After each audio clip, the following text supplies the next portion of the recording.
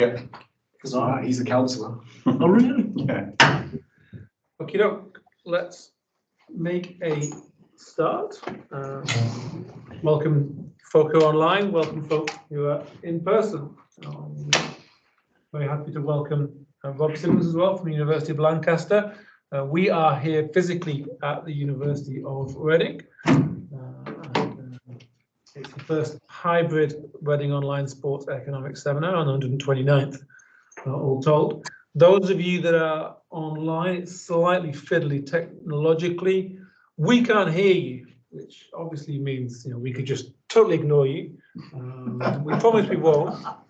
But if it comes to the point where you do want to ask a question, we'll have to switch the sound from the university's machine to my laptop, which will take a moment. But at the same time, also Rob won't be able to see because he'll have his presentation on. If you have a question in the usual way during Rob's talk, do raise your hand and we'll try and make the question answering work or question asking work. And if all else fails, you can always send me an email with your question if you can't access the chat or put it in the chat. Rob has about an hour in which to talk, and there'll be 30 minutes for Q&A. However, that will work when we get to that point. So what I'm going to do now is I'm going to hand over to Rob and let him take away his talk. Does gate revenue sharing work? Joint work with Neil Hansel and Ian Walker. All yours, Rob. Thank you.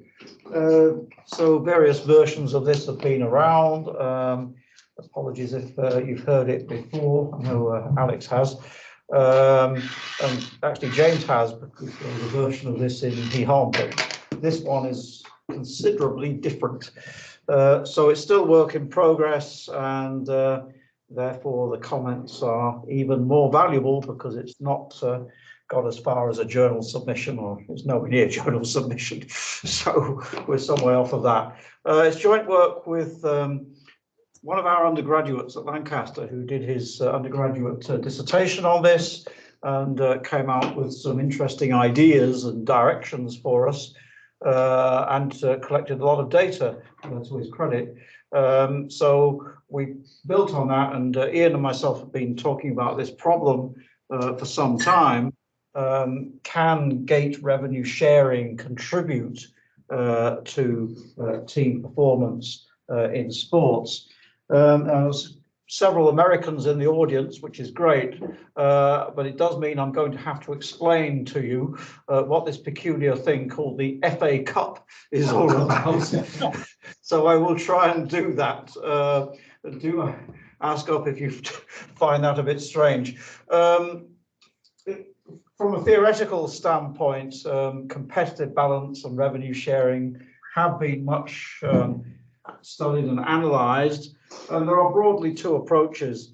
One is the sort of classic profit maximising approach, where anything's possible really. You can get improved competitive balance from revenue sharing under some assumptions, and you can get worse competitive balance from revenue sharing under another set of assumptions. And there's been a sort of long-standing theoretical debate about that, and that's an example paper. Stefan Kassen and Stefan Szymanski, the two Stefans, showed that competitive balance could get worse under revenue sharing under specific assumptions.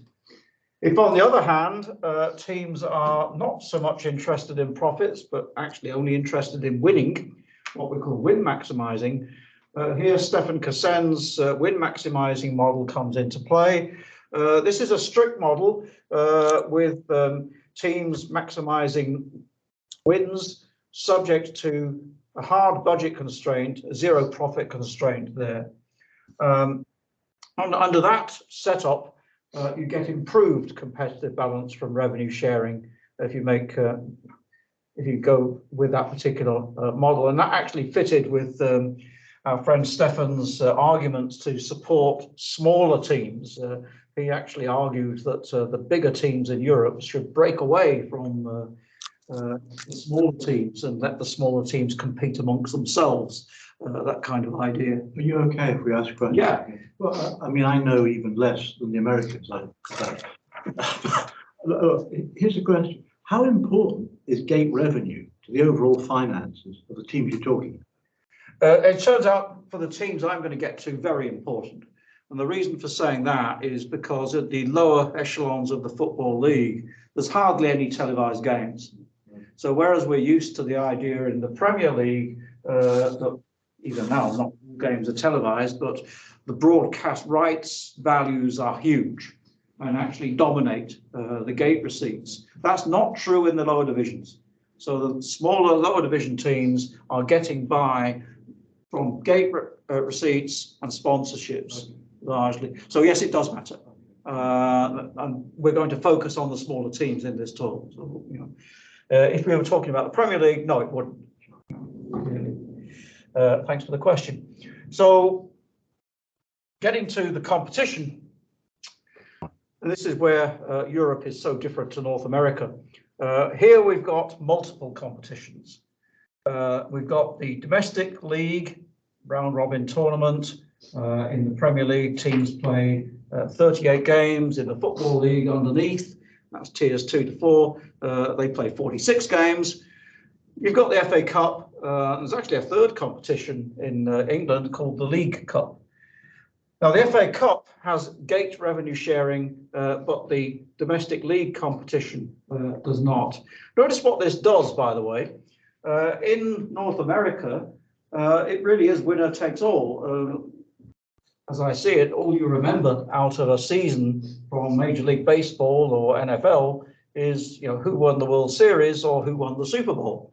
Who won a division is of relatively minor importance, especially because the division's only got about 4 teams in it. So that's okay. You might put something in the stadium to register that winning this has happened, but it's not got any general resonance. The great thing about these extra competitions is that it gives teams another chance of winning something. Of course, it may not work like that. The bigger teams might dominate, and the upcoming cup final has, you know, some familiar names: Manchester City versus Manchester United. That's how it's broken out. But at least teams have the opportunity to compete for something else other than the domestic league. And the key thing here in this paper is that the FA Cup has gate revenue sharing built in. Now, in the Football League, each club in a league game, each home team keeps the gate money. But that's not the case in the FA Cup. The revenues are shared. There's a formula: 45% for the home team, 45% to the away team, and 10% goes into a football association pool, allegedly to support grassroots football. Yeah. The restrictions on allocations, seat allocations. So if Man U are visiting, can you give them half the stadium? Yes, there are. Yes, Carl, that's a really good point. You can sort of restrict the number of away fans, for example. I'm referring to the money. Yeah. Okay. What you do with the numbers in the stands is something else. There is a minimum, and for the FA Cup, the minimum is higher than it would be for a league game, if you see what I mean. That's right. So I think that's where you're going, isn't it? You can't get away with a policy of excluding the away fans. The Football Association will rule that out. That's against their rules. I can't remember what the minimum quota is, but the quota is quite generous, actually, for the away fans. There is one quirky restriction that I learned about last year, which I didn't, play isn't widely known, but you can't, if there's a replay, you can't charge a higher ticket price than in the original game. Yep. So if the original game, they pull the ticket prices down, you can go higher than that lower ticket price. Right. But obviously, probably doesn't affect gate revenues very much. From no, it doesn't. Although there is a kind of broader issue. If you're, economists would be thinking, if Oldham is at home to Manchester United, why doesn't Oldham play the game immediately at Old Trafford and get 75,000 fans in there and take the money?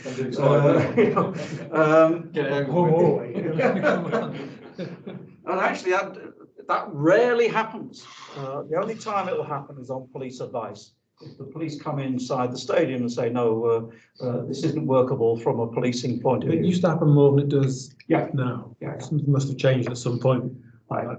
Good point. I've not got the sort of handle too much on how that sort of works, but I mean, the clubs themselves will say they're rewarding fan loyalty. by having this policy of keeping the big game inside their smaller stadium. I've got an example coming up on that actually, which shows this. But generally, whatever the draw is, they keep the home game, even though they make more money by going to Old Trafford or Anfield or something.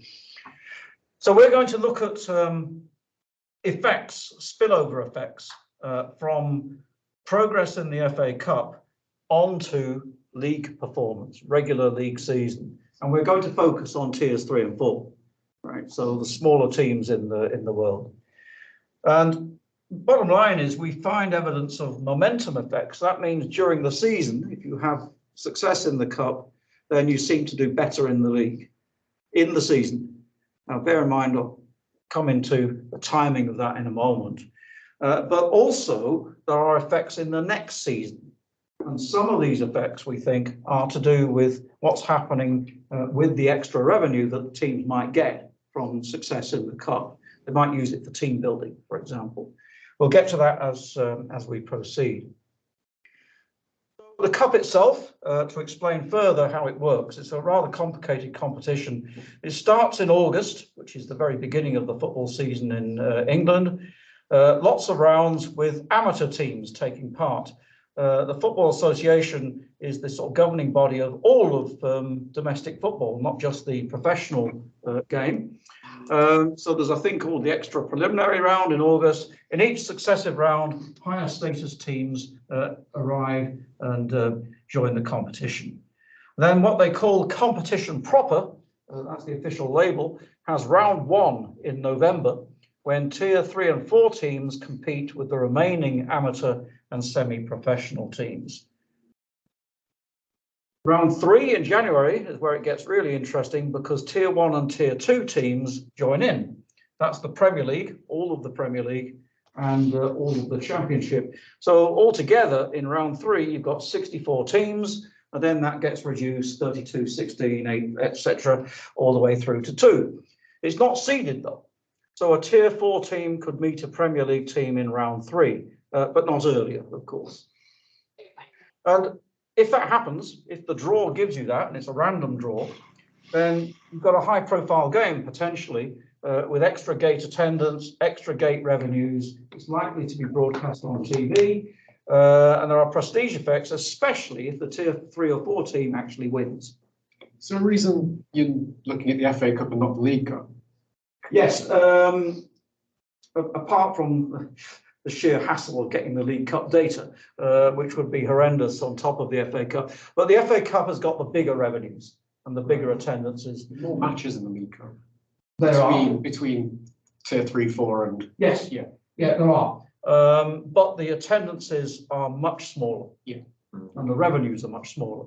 So we are going to bring it in as a control. Is there still the sharing rule? Yes. There is, okay. Okay. And there is the potential again to meet a higher status team.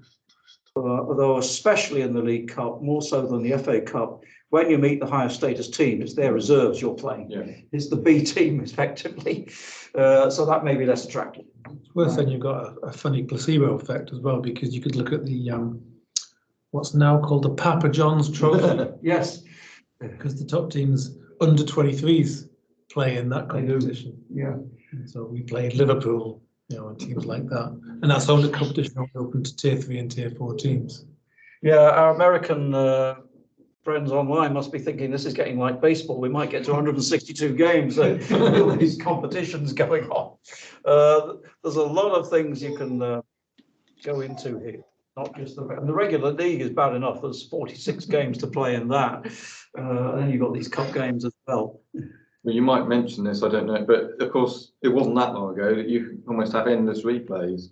Right, good point. I need to mention that when I get to the measurement of the variables. You're dead right. There used to be possibilities of 3rd, 4th, or even 5th replay. These games would go on and on and on. Now, clearly, that's going to cause strain on the playing squad. So the replays have been reduced. In fact, this season in the 5th round, they were eliminated altogether. So in the 5th round, you go straight to penalty shootout. because the teams would complain that they've got too many fixtures. I mean, the first one I ever saw, first final I ever saw was Brighton and Manchester United, the replay of the final in '83, I think it was. Yeah. And of course they ditched final replays as well after that. And of course, for the bigger teams, they might be worried that if they're in a cup final replay, that might affect their chances of doing well in the, say, Champions League final or something like that. So replays have been reduced, and the worry here is too many games and too much strain on the playing squad. So if Tier 4 team meets a Premier League team, this is a potential cup upset. We call it giant killing, and that's a commonly used phrase. Now, here's some descriptives of what might be going on. Along sort of perspective, on the vertical axis, you've got attendances in a per game measure, and clearly the ranking reflects the status.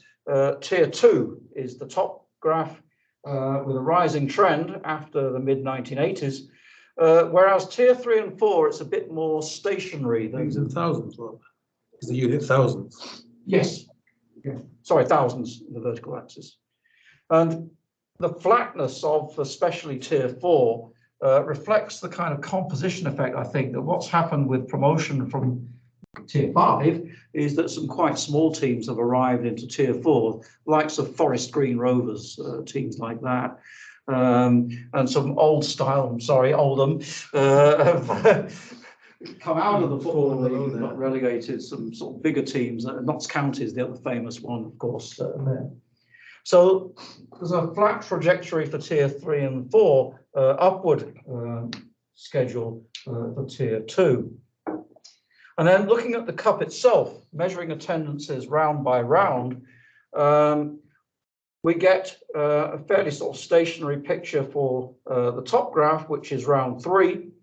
But there's a kind of indication underneath in round 1, which is the bottom one, of a slightly declining pattern, which may again reflect the nature of the teams, because that's absent the Premier League or Championship there. So that upward trend for Tier 2 is sorry, Rob. That upward tier, that's reflecting the fact that success now at the highest level doesn't depend on your attendance very much. Yeah. So this is Bournemouth and Blackpool getting in. I would agree with that idea. Just go back to that. Because round 5 has got lower. Is that because that's the sum of there's fewer games in that? These are totals. Okay. These are totals. So the round 5's got necessarily fewer games. Small. Okay. Now, some literature. There's one paper on FA Cup specifically by Stefan Szymanski, which addressed competitive balance as the question. It found that same division cup attendances fell relative to comparable within division games. The FA Cup was more unbalanced than the domestic league and suffered lower attendances as the competitive balance indicators there got worse. Then there's a whole load of papers which in various ways look at the general problems facing lower division clubs, such as potential insolvency and bankruptcy. My own paper with Tundi and Giuseppe Megali on the impact of unemployment on Tier 3 and 4 league attendances and so on. So there's nothing much on the FA Cup itself. Can I ask you a question? I mean, I'm seeing, you looked at the abolition of league gate sharing. Why? Oh, the big clubs wanted to keep the gate money for themselves. I mean, this was 1982-3, so it's before the Premier League. But there's no doubt, this was driven by the big clubs, which is the sort of conflict you get here. Sports economists talk about competitive balance, but actually the big clubs don't like it. Surprise, surprise. You would have got massive differences in the revenue. So, a team, one of the top teams would have had a stadium of 50, 60,000. Yeah. And the sort of smaller town teams would have had stadiums of 20, 25,000. So It was just as interesting football was dropping. Right? yeah, So it was as the Yeah, attendances were absolutely. dropping. At that time, and, yes. well, and the two teams that really bust their own budget over it by doing well in the 80s, well up until the 80s. Forest, who built a stadium, a big stand, and then couldn't afford to do anything because the revenues came in for the Premier League, and Ipswich, for instance, who won the UEFA Cup, and thought they were going to do great, and of course they never reached that same level again. We're going to try and switch. Can you put that one on mute, Rob? I'll do that. Press escape on the keyboard. Is it not picking up any of our chatter? It's picking up what we're saying, but we can't hear through there. Bernd's got a question. Oh, right. So if you Sorry, I can't see the. go to Teams. So if you go down to, yep, down the bottom there, if you go to Teams. Yep. And then the right-hand side one. Yep. I need to call that up. Yep. The mute there. So go to the microphone. Yep. Here. Bernd, after all that, you've got a question. Hi, Rob. Possibly a rather stupid one. Are attendance figures really what is relevant in this context? My expectation is that stadium capacity decreases from league to league or from division to division. And 5,000 people in a 20,000 stadium is something different from 5,000 people in a 5,000 seat stadium, right? Yeah. Capacity figures are really tricky to manage over the period of our data set, especially in the 1990s, because that's the period when grounds were being converted from standing to seating. And there was a substantial period of delay. This took a long time to come through. Older fans here remember all this being sort of dislodged from one stand to another. The build would take sort of even 4 or 5 years before it was complete, and of course some teams moved stadium altogether. So there's a lot of kind of variation there over and above what you're saying, Bernd. So we did think about using stadium capacity, but we're rather reluctant to use it because we're not convinced on the viability of the numbers being reported to us, because it would entirely depend on the state of the stadium renovation at the time. And it's not clear to us how the data source actually tracks that. So they'll give you some really wild numbers which don't make any sense. And sometimes your attendance over capacity figure ends up being over 100%. Okay. That kind of dilemma. So do you observe that sometimes lower division teams move to a larger stadium for a particular cup match? Stadium. If anything, the 3rd and 4th tier teams realised that they didn't want empty seats. They didn't want a sort of mausoleum type stadium, which would be empty. They didn't want a Hertha Berlin type situation in Germany. Mm-hmm. So they went the other way. They went for stadia of moderate capacity, 10, 15,000 was quite common. And if they got promoted, well, fair enough, they would sell out. But they didn't want to be left with a 40, 50,000 stadium, which would look a bit crazy if you've only got 5,000 fans in it, right? So they went the other way, Bernd, I think, on balance. Okay, thanks. Thanks. What do you know?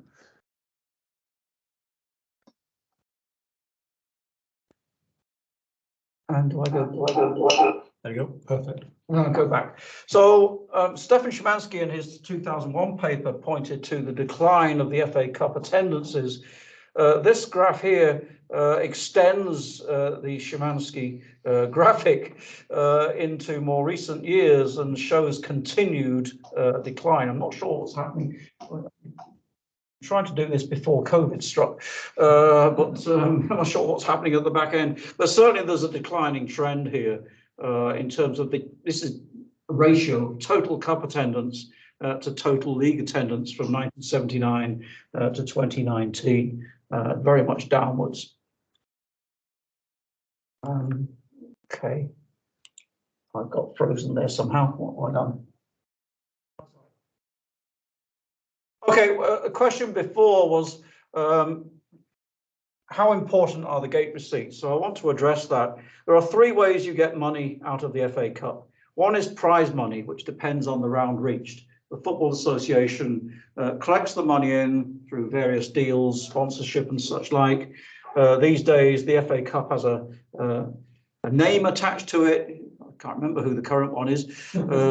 Well, it used to be the Emirates FA Cup, that kind of thing. Eon FA Cup, all sorts of Shows how effective the sponsorship is, doesn't it? Exactly. I think the League Cups have better names.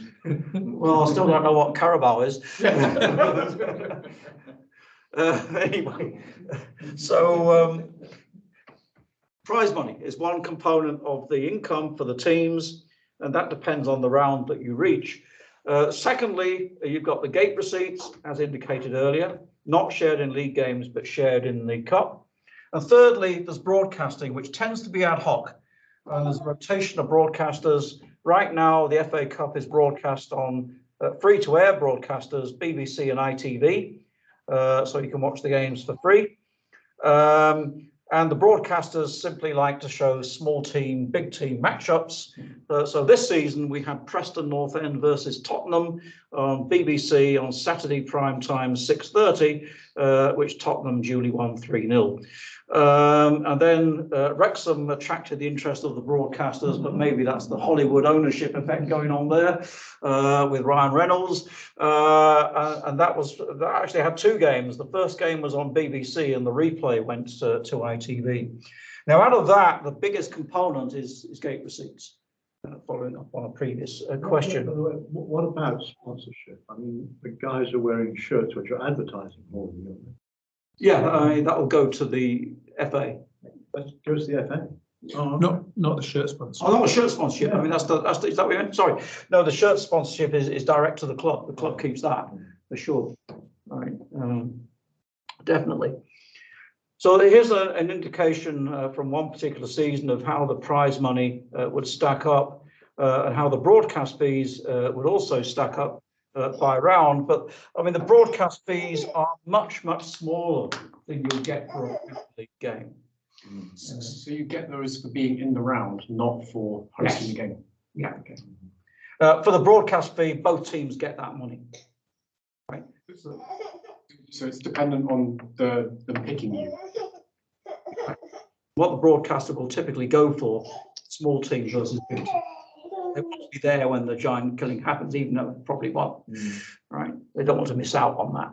That's going to be bigger than say you've got a 10,000 seat stadium. Yeah. You could sell FA Cup tickets at £20 a pop. Mm-hmm. You're still getting more from the broadcasting. You could do. Yeah. My example here is kind of going the other way, but then it's a rather extreme example. Cambridge United at home to Manchester United. Yeah. This actually happened in 2014-15. First game at Cambridge was the 0-0 draw with just under 8,000 fans. The replay had nearly 75,000 fans there, and Manchester United won the replay. As you'd expect, but Cambridge did rather well, and that's our estimates of how much they took. Not a massive amount in prize money, a bit from the broadcasting, but the bulk of the money in that example was gate receipts. But then that's the Manchester United effect. And that's going to be the lower bound as well. Yeah. Because you can imagine that fans will turn up the next week. Absolutely. Because Yeah, very much so. With the league, with the tier 3 teams, you've obviously got Sunderland as well, who because they've got a 50,000 stadium that it's at least sort of maybe half, 2/3 full at the minimum. But, you know, if you're a team from the lower tier playing them, you're going to do okay out of it, especially if it goes to a replay. Right. We're going to designate Premier League as higher status, regardless of who it is. So, you know, going back in time, it would be Wimbledon, for example. So we're not going to categorize teams according to size of crowd or anything like that. We're going to categorize according to status. I'm going to fix on that. But it does leave open the fallen giant syndrome of Sunderland, Leeds, Leicester, Manchester City landing up in the third tier. Right? Derby County. Yeah. Yes, so many, Southampton. Well, this is another descriptive piece. There's a positive correlation between relative wage bill and relative revenue in tiers 3 and 4. So higher revenue goes with higher wage bills typically. Now, I want to bring the models in. These are the models we're going to estimate. There are two models. And the first one for the whole data set has team performance as a function of cup attendance. And cup attendance is going to be our primary measure of cup performance. We don't know the prices of tickets. We think this is a good indicator of cup progress because as you proceed through the cup rounds, you will pick up more and more attendances. Even if it's not meeting a Premier League club, the fans seem to join in as you go through the rounds. They might not be too interested in rounds 1 and 2, but if you get to round 3, they start to take an interest and the attendance figures rise. How do you measure performance? League position. Right, I'll explain in a minute precisely how that's done. Right, various ways, but primarily it will be league position. But there's a bit more to say about that. Okay, so I mean, this is our question really. Team performance is difference in ranks between seasons, but of course you might then say going from 16th to 8th isn't all that interesting. What the team really wants to do is get promoted. So we'll look at that as well, right? A binary indicator. Are you promoted or not? So there's various ways of getting at this. And then what we also want to do is distinguish between effects this season. So you're making progress in the cup, you're doing well, you're reaching round 4, say, and then there might be a spillover this season on team performance. You might get an uplift because round 4 is usually end of January, and you've still got 4 months or so to keep going in the league. It might make a difference to you. We'll look at that. That would be a momentum effect. It's unlikely to be a financial effect because the payroll has already been set, player contracts have already been set, and so on. And if you get extra revenue, well, there's not much you can do with it this season. I guess you can pay off some creditors. That might be one point, but my prior would be that the momentum effect goes the other way. okay, Or potentially, Yeah. I don't think it goes. I don't think it's necessarily okay. obvious which way it goes for reasons we don't. So one argument might be that if you're doing well in the FA Cup, then you do worse in the league because you are distracted and because the players are getting tired. It's an empirical issue then. And going back, and I don't think this will be so much in your data set.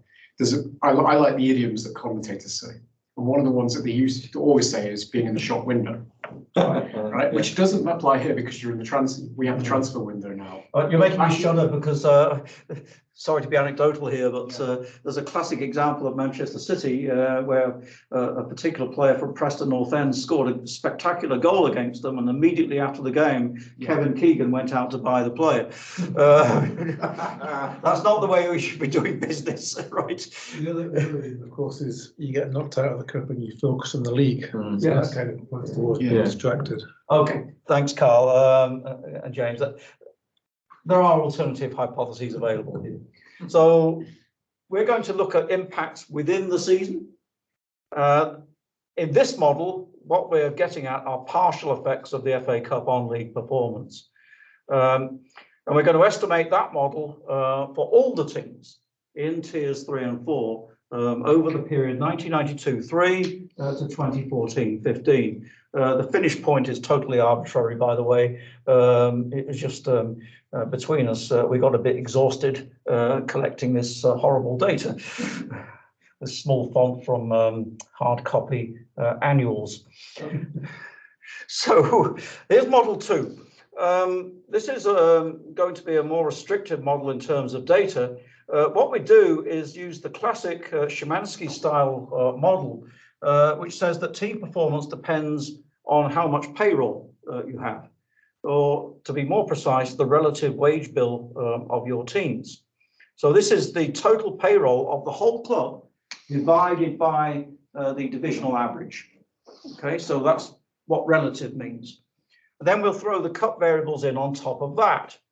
And we'll use an instrumental variables method here. The relative wage bill will be treated as endogenous to the cup attendance. So this is capturing the financial effect, perhaps, of the FA Cup, where teams increase their payroll spending on the team, having got more revenue to do so.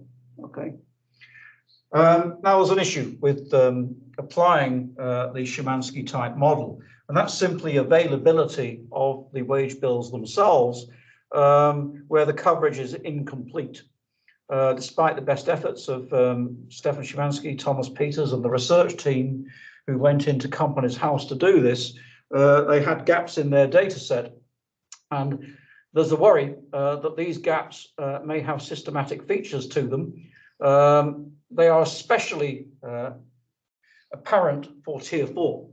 So in some seasons in Tier 4, we've only got 6 to 8 teams out of 24 with wage bills reported. That's a worry, because then you're basing the relative wage on a rather sort of hypothetical construct. For Tier 3, it's a whole lot better. At least 2/3 of the teams are covered in a given season.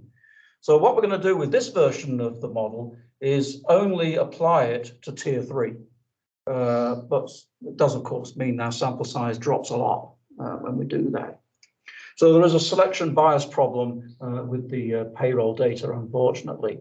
And those are some worries there. The clubs that don't report tend to be financially precarious, and you don't even know who the owners are sometimes because it's some hedge fund out in the Cayman Islands or something like that.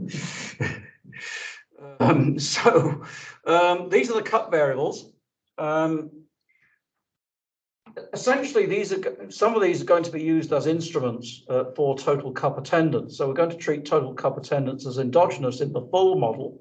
What is that? That's the cumulative cup attendance at all games played, home and away, because you've got the sharing rule, through rounds. And that's correlated with gate receipts. It must be. Then we've got home games, number of home games in the cup played at home in a given season. We think there'll be more fan interest as home cup games increase, and you've got home advantage, regardless of who you play. So, Cambridge had a bit of that in the Manchester United example. They were able to offset the greater strength of Manchester United with their 0-0 draw somehow. So home advantage gives you greater probability of winning a cup match, and then of course you're going to progress into the next round. Second variable, total difference in divisions between team and opponents. A positive difference means that you're playing a team from a higher tier. And because we've got non-league teams in this data set, what we do with them is give them a status as Tier 5. So we code them in as 5. We don't distinguish between National League and National League North or anything like that. We don't see a case for doing that. That would be too fiddly and difficult. So we then look at the total difference in divisions between team and opponents. We also, this next variable turns out to be unimportant in the econometrics. The total difference in divisions between teams and opponents at home games only, but that didn't matter. And yes, the League Cup is considered here as well. We throw that in. The League Cup is typically earlier than the FA Cup. It finishes in February. But you might make progress in that as well, and that might help you gain momentum for the season. So we should take account of it. We're going to bypass the attendances and simply use League Cup round reached, right, for that. Okay. Oops, down there. So that's the data. The payroll figures came kindly from Stefan Szymanski, but stop at 2015. And the other stuff comes from Sky Football Yearbooks, previously the Rothmans Football Yearbook. All that's available. The unit of observation is going to be team season, and it's 1992-3 to 2014-15, not just because 1992 is when the Premier League started, although our students seem to think that's the case. There's no history before that. But actually, we're worried if we go back before 1992, we really do hit this sort of roadblock that the grounds are mainly with standing accommodation, and we're not comparing like with like, really. There's still some reconstruction after 1992, but at least things are starting to settle down. The Hillsborough disaster was 1989, and then it became mandatory to have all-seater stadium. Okay, so the first model then, we're going to some estimates. This is within season. Notice what we've done here. We've used the adjusted league position as 93 minus position to make the coefficients look a bit more intuitive. 92 is the total number of teams in the football leagues as a whole, 1 to 92. It's 1 to 20 for the Premier League, and then 21 to 92 for the Football League. There are some variations in league composition in the data period, though. Early on, there were 22 teams in the Premier League. I'm looking at James there because Oldham Athletic was actually in the first season. Was that the very first season of the Premier League? Oldham Athletic 2 seasons in the database. Yeah. And I think there were 22 teams in the Premier League at that time. So, of course, the dynamics were such that things have changed a lot. It's an interesting variable, that cup attendance. Because as you go up the rounds, you've got an increasing likelihood of facing a big team. Yeah. So it's actually non-linear in success, right? Okay. Well, because if you qualify for the fourth round, the probability of getting into a big stadium is higher. Okay. So this is you're really highly weighting really big runs, like Yes. Chesterfield making it to the semi-final or something. Yeah, we are. Yeah. We might want to think about that a little bit more, functional form and that kind of thing. Interesting point, Carl. Yeah.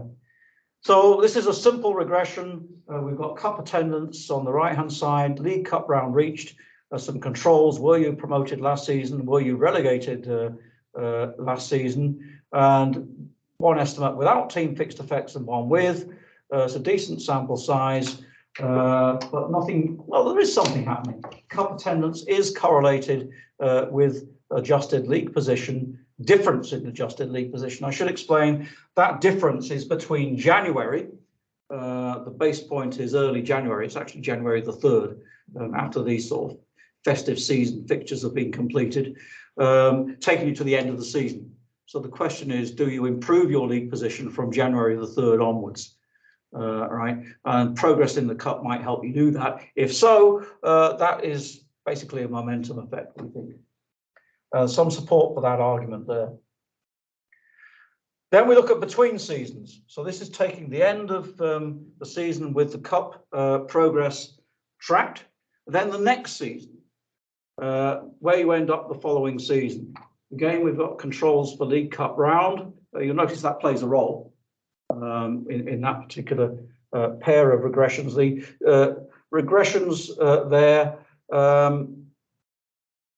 yeah, one's without team fixed effects and one with again. Okay, and it's standing up even with team fixed effects. Cup attendance has got a positive and significant coefficient. How would you, explain fixed effects in this context? Just unobserved heterogeneity. Right. Yeah. In the story. Can you give an example? I tend not to like to do that because fixed effect is necessarily anonymous, if you know what I mean. So I'm not sure I can, because if I could, it would be a variable I'd put in the model.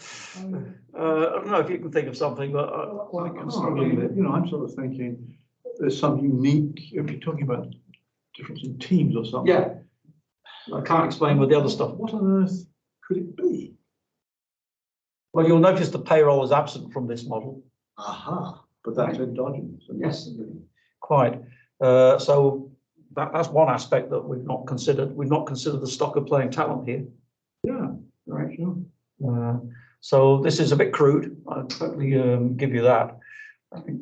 And sorry, the League Cup there is picking up would be picking up a lot of performance. Right? Yes. Because the League Cup is more competitive in a way. Yeah. I would say. Yeah. As in, like, it reveals more about the relative strengths of the teams in the League Cup. Yeah. And it's earlier in the season, so you kind of, when you're through with that run, you know where you're at. Yeah. You've got a feel for what your targets realistically can be. Yeah. Also, the bigger teams have got fitter. They've had the pre-season, so you've usually got a full squad. Yep. So you actually get literally the second string. You don't get the third and the youngsters coming. If you're interested in progressing in that cup, you can play a strong enough team. Yeah. Because you're trying to get everybody into the season, if you see what I mean.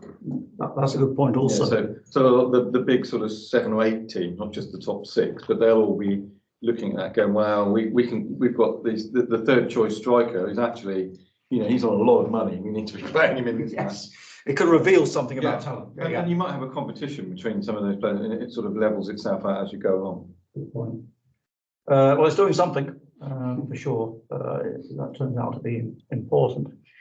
Well, let's go further and extend the model through instrumental variables then. So as I say, we're going to do this 2 ways, one without the relative wage and one with. And we're going to use instruments, and the instruments are the cumulative divisional difference and the number of home cup games. Those are the 2 primary instruments we're going to use here. Okay, so this is the first model without the relative wage still. So we're actually going to go with 2 instruments, not 3, because the bottom one didn't work out at all well. So we're going to just deal with the home cup games and the total difference in divisions. We could do total difference in ranks. That just explodes on us. I mean, the range is enormous for that. It could be plus 200 or minus 200. That might be interesting. More variation is usually good in these sorts of things, but you can have too much also.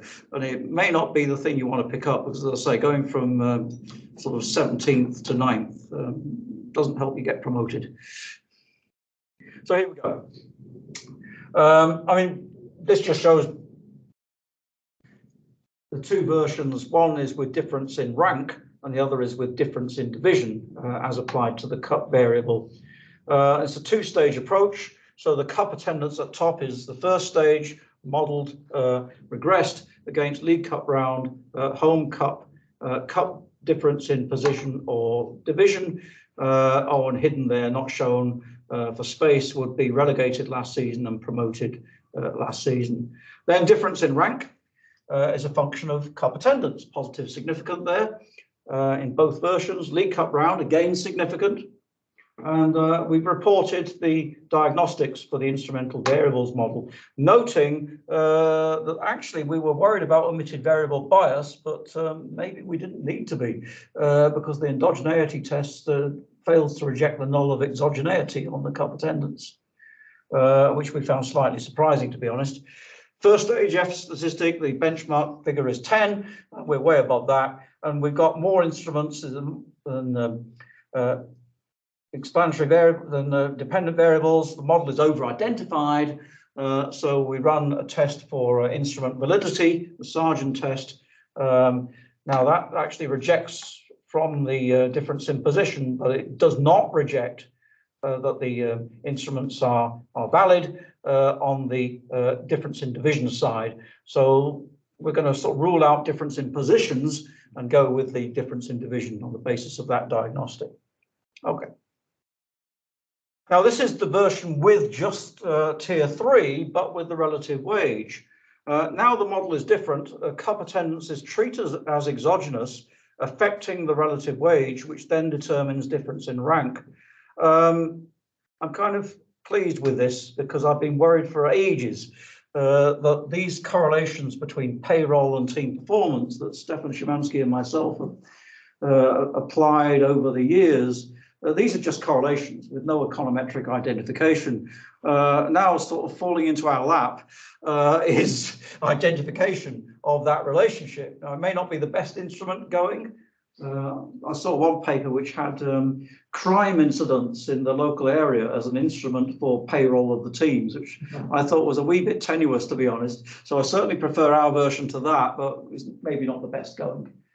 So I just wanted to clarify the instrument. Yeah, that's okay. So is it? So it's the preferred, your preferred instrument is the difference in division. yes. And you've created effectively a load of dummy variables for every possible combination of that difference. We've simply added up. So I think there was an example earlier on. Did I show this? I must have sort of swept past it a bit. Here we go. Hereford gets to round 4. It never meets a Premier League team, but it meets a bunch of Tier 2 and Tier 3 teams. And one example was Leeds, which was in Tier 3. The cup divisional difference was coded as 5. So that means in net terms, it was meeting teams above itself.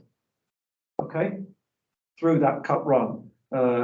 So early on, it couldn't meet a Tier 2 team, obviously. It was in Tier 4. So it meets Tier 3 teams, and then it meets Tier 2 teams, and overall the summation is 5. Sure. Okay. So you've assumed, again, you've assumed a functional form, whereas I would possibly be considering something much more agnostic about that. Okay. Do you know what I mean? I do. You can, yeah. You want to dummy that out to some extent. Kind of. Yeah, it could be interesting. It could. Well, I think you get a lot more. Okay. I know your Fs were good, but yeah. We'll come back to that. But yeah, that's what we do. I hope that clears that up. Yeah, down here. So when we do the relative wage analysis, the relative wage is determined by cup attendance, also promoted last season. I thought this was actually of subsidiary interest. A team that was relegated last season tends to bring with it a higher wage bill in the lower division. That's probably because it's inherited some contracts and not got rid of the whole squad of players that helped get them relegated. Right. Well, we can talk separately about that. It's always amusing when a player says or claims to be better than the team that he was part of when they got relegated, like it's not his fault, kind of thing. But there's something going on there. And difference in rank is determined by relative wage the next season after the cup run. That's positive and significant there. The endogeneity here, we reject the null of exogeneity for the relative wage. Okay, so it really is endogenous, and this really is dealing with when people are looking at payroll performance relationships. Are we okay with the exclusion restriction? Because one hypothesis could be that the psychological momentum of beating a bigger team affects performance in a way that isn't just captured through cup attendance. I entirely take that. We're assuming the whole effect is directly through the relative wage, and therefore I'm freezing out the momentum effect. And previously I said there was a case for it. I sort of see that this is the sort of other side of doing this. This is the kind of extreme version, if you like, and it's a selective version. It's only Tier 3. By construction. So the sample size is 330, I think, something like that, as opposed to 1,000 plus. So there's swings and roundabouts here, but yeah, I'll take your point. We're asking a lot of the exclusion restriction there. I do accept that. Okay, now those were all about difference in position, difference in rank, but I've kind of hinted that a target for the clubs in lower divisions is not necessarily getting to 8th place, but actually getting promoted at all. And there's 2 ways you get promoted. This gets complicated. You in Tier 3, you get promoted by being in the first 2 places automatically. No fuss, straight promotion. However, there's a playoff competition, 3, 4, 5, and 6. Play off against each other, and one of those teams will get promoted after a knockout competition. In Tier 4, it's different. First 3 teams get promoted, then, get this right, 4, 5, 6, and 7 playoff. And again, 1 team out of that set will get promoted. So there's 3 promotion slots from Tier 3, there's 4 from Tier 4. And Tier 5 is even more strange. And I don't have time to get into that. That's way too complicated. This is a kind of Australian style system of very convoluted playoffs. So promoted is an important thing to achieve. So here we're going to use IV probit, binary variable for being promoted. I don't care how it happens, whether it's through the playoff, whether it's automatic. I'm not going to distinguish here. So this is the previous full model for tiers 3 and 4 with cup attendance, full model. It's the model with the fullest data. And we look at promotion this season. Does that depend on cup variables? Answer yes. And we've got promotion next season. Does that depend on cup variables? Well, you'll notice nothing much happening with the League Cup there, but yes, for the FA Cup, there's something happening there. And the team that was promoted last season is more likely to be promoted, not this season, but the following season. So there is a kind of delayed momentum thing going on there. We have some teams in this data set, James is going to cringe again, that get promoted consecutively. Bournemouth is the classic example at the moment in the Premier League. Burnley was another one. Then there are teams that fall by the wayside and go all the way down from 1 to 4 or even 5.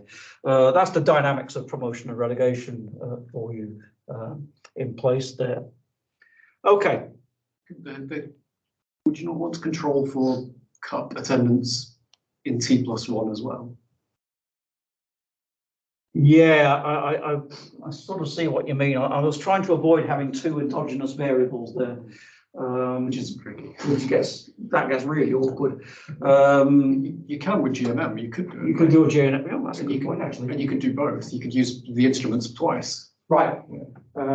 Taking a sort of almost like an Arellano bond type thing. Yeah, GNM. Possibly. Yeah. Right. That's a useful. Okay. Because that promoted the next season effect. Yeah. Yeah, that's it. That's the interesting one, isn't it? That's the plausible. Well, no, not the plausible. I mean, like the one that you kind of think is good. And we think is probably real as football fans, right? Yeah. We'd expect to find it almost. Well, there is some support for it. Yeah. Yeah. That's what we're getting out of that. So that's the model of promotion. Then we do it again, this time with relative wage included only for tier 3. So the model switches round now. Notice that teams that were relegated last season get a higher relative wage in the next season. Cup attendance positive, significant, and then promoted depends on relative wage positively, as you might expect. Nothing else significant there. And once again, the relative wage itself, you can reject the null of exogeneity. And there's the sample size, 369, considerably reduced. To complete the set, we've got relegation. Does success in the FA Cup help you avoid relegation? That might be another objective. You just want to stay in the division and keep out of trouble. Well, here you're looking for negative effects. So does cup attendance reduce the chances of relegation? And yes, there's a negative and significant coefficient there. Progress in the League Cup also has a negative and significant effect on probability of being relegated. So that's on that one. Okay, I'm nearly there. A few sort of caveats. We focused on tiers 3 and 4. We focused on 1992-3 onwards. We've had to play around with earlier data and it didn't get us very far.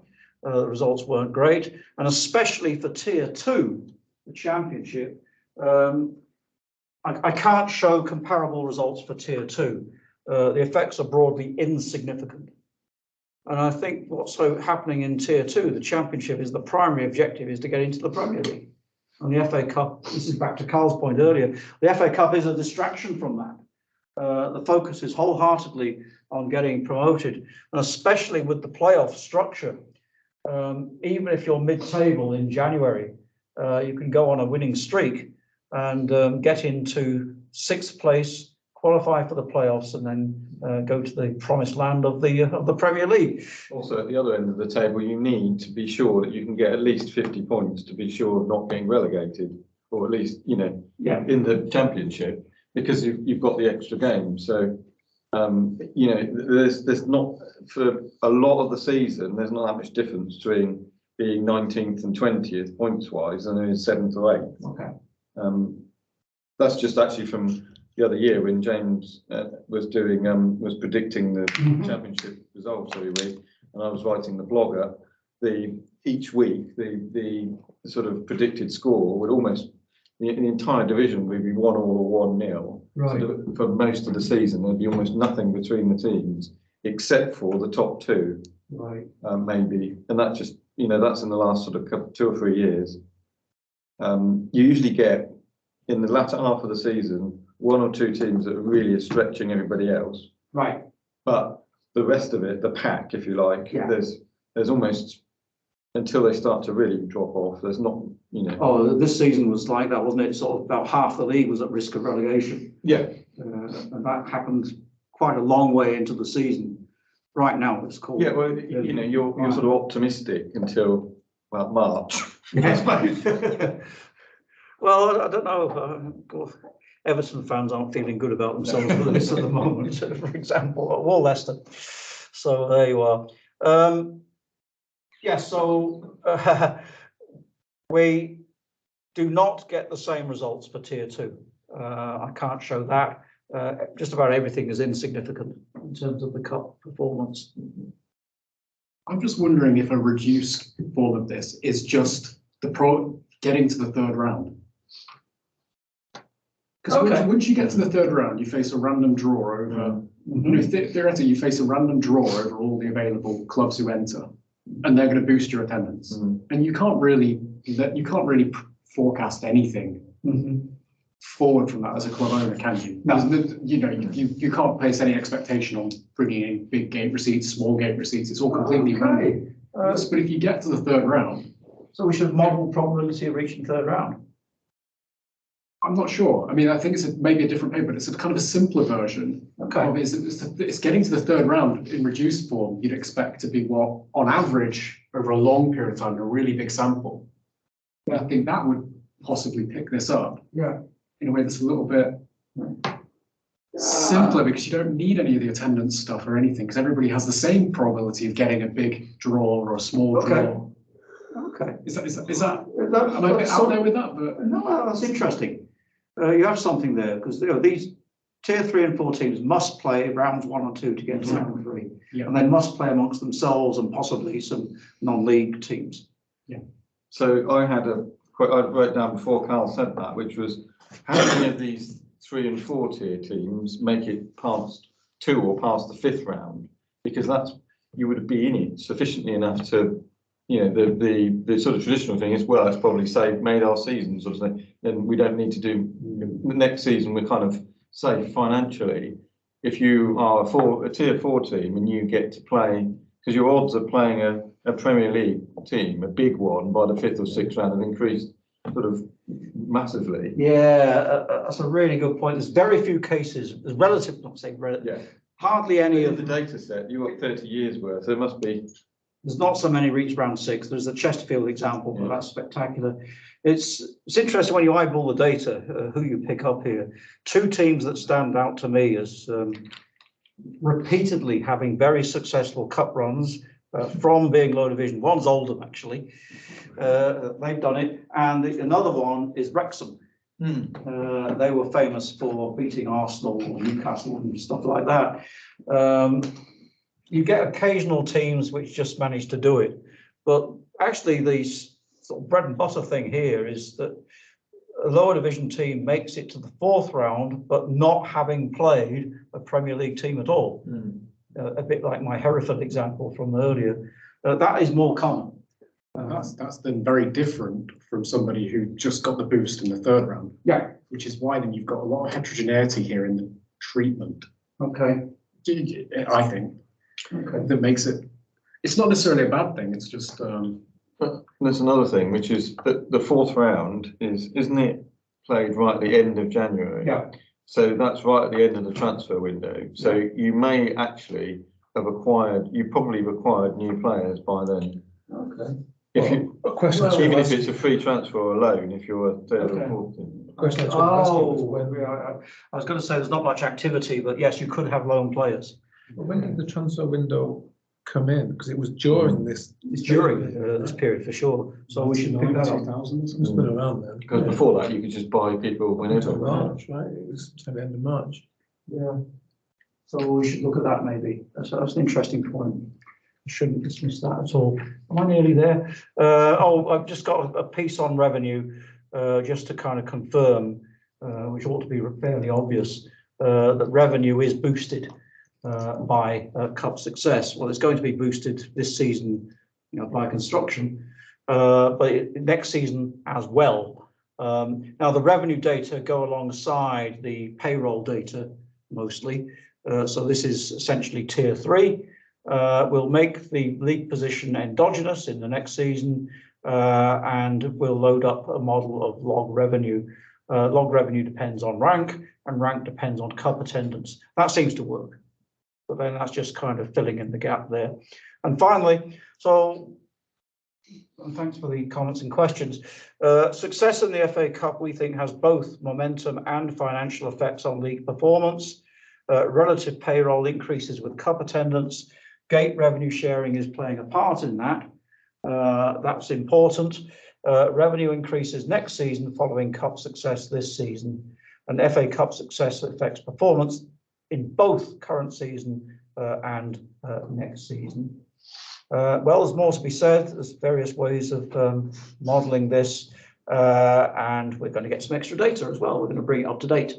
Well, before COVID, at least 18-19. So I've got an RA lined up to help us do that. So thanks very much. That's where we're up to at the moment. Okay. Thanks very much, Rob. If you want to mute on there, we can then ask for questions on here. And any questions? So, I'm not sure whether I understand it correctly, but so how many matches are won on a spree, or the ratio of matches won compared to total matches played, that affects the attendance differently for home matches and away matches? Sorry? So how many matches a team is winning in a spree, or like the ratio of matches won to total matches played? That will depend on the round, of course. Yeah, and that affects attendance differently for away matches and home matches. Yeah. And of course, complicating this is that you've got replays as well. So you may play an extra game through the replay. I must admit, we've not done a count on that. So it's not just number of rounds that's giving you the attendance. It's like the Cambridge example, you get rounds with replays there. I mean, I think it's okay because we just look at the round and look, the draw dictates who you're going to play. It does two things really: who you're going to play and whether you're at home. And those two things are each random. Be affected differently depending on whether it is home or whether. Oh yeah, absolutely. Yeah, I agree. Yeah, that's correct. Right, but it's going to be shared. Remember, the revenue is going to be shared. So in that sense, it doesn't matter whether you're home or away. You're going to get the same money. Cambridge versus Manchester United, whatever. Well, same share. Yes, yeah, always 45%. Not the same money. Should be careful. We've got a question from Dennis. Okay, Dennis. Hey, Rob, very interesting. I have to admit, for a while, I kind of lost the thread, which was the connection to gate revenue sharing. And so I want to come back to that question. It seems to me that what you're saying is more attendance means, because of the cup, means more revenues and therefore better performance in the future. But what if that is simply because you've played more games? And what if it is because of the revenue sharing aspect? That's the connection I don't quite see. Well, there's an upper bound on the number of games you'll be playing for sure. And within that, what matters is who you play. That's really the big driver of the attendances and therefore the revenues. Yes, I mean, Carl made the point earlier, this is highly non-linear. It's not so much number of games as more who you play, given the league hierarchy that we're dealing with. We're dealing with huge variation here. You can have a cup game with 1,000 fans there, as opposed to a cup game with 75,000 fans there. I think that variation is what we're exploiting when thinking about revenue sharing. So I think we're comfortable sort of, if you like, overriding the number of games. I mean, we did actually put in round reached as a variable, and that didn't add anything consequential to the model. We tried that, so we ended up with the instrument number of cup games. Yeah, you want to sort of comment on that? Okay, I guess what's confusing me then is the discussion about the third and the fourth tier, because if you're saying yes, is the tier the level of the league, or is that the round? That's what I guess I don't understand. Yeah. Thanks for pointing that out. No, the tier is the division, and the divisions are hierarchical. So I'm thinking of tier 1 as Premier League, tier 2 as Championship, tier 3 is League 1, tier 4 League 2. Now the reason I'm calling them tiers is because there's branding differences all through this. And the names are really confusing even for us. So I'm calling them tiers as hierarchical divisions, Dennis, not rounds reached. Okay, so then when you talk about the results from tiers 3 and tiers 4, is there that much variation in attendance between tier 3 and tier 4? Actually, I mean, I could see if it was a Premier League team you're playing, but if you're playing another tier 3 or a tier 4 team? Well, yes, because what you get in tier 3 is quite a few fallen giants, the likes of Sunderland with big crowds. Those teams, hardly any of them go as far down as tier 4, right? So there's a lot of variation within division in attendance for tier 3. Tier 4, I would accept, is a bit more homogenous. Okay. I won't monopolize anymore. That I want to think about that a little bit. Thanks, Rob. Thanks, Dennis. Okay. Basically, the expectation would also depend on history, right? So, for example, if I am a fan of some team and my team has been performing very badly in the last few matches, then I have lower expectations compared to when the team was performing better. Yeah.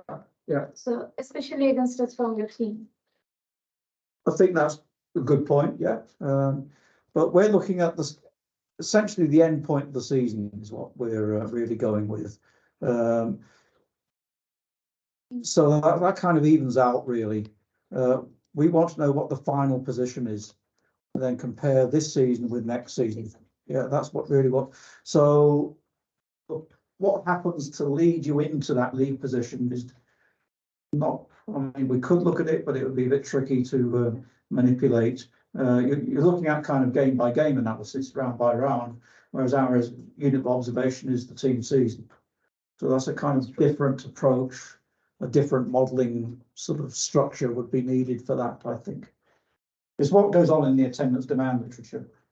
People would go on to that game by game. And then you could maybe look at spillovers from the FA Cup onto the league attendances. And then you'd be using recent form as at the very least a control for the league attendances. If that makes any sense.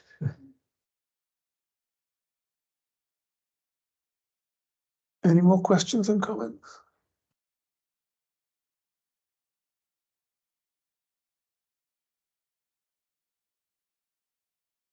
That looks like no, you're off the hook, Rob. So thank you, everyone. Hopefully you can hear me over there. I'm not going to change the microphone around. All I'm going to say is thank you, everyone, for taking part in our first hybrid session. We'll return for another hybrid session in a few weeks' time, May the 19th. So we'll be at the University of Reading again, and also online when we have Fabrizio Colella from University College London presenting who benefits from support, the heterogeneous effects of closed stadiums on athletes' performance by skin colour. So do join us then, and in the meantime, see you all soon. Rob? Yes. There was an audience, and it's a bit sort of tricky when you Managing both, yeah, managing both, you're not sure who the audience is. So Rob, just making the third round, it shuts down the number of games they can make. Yeah.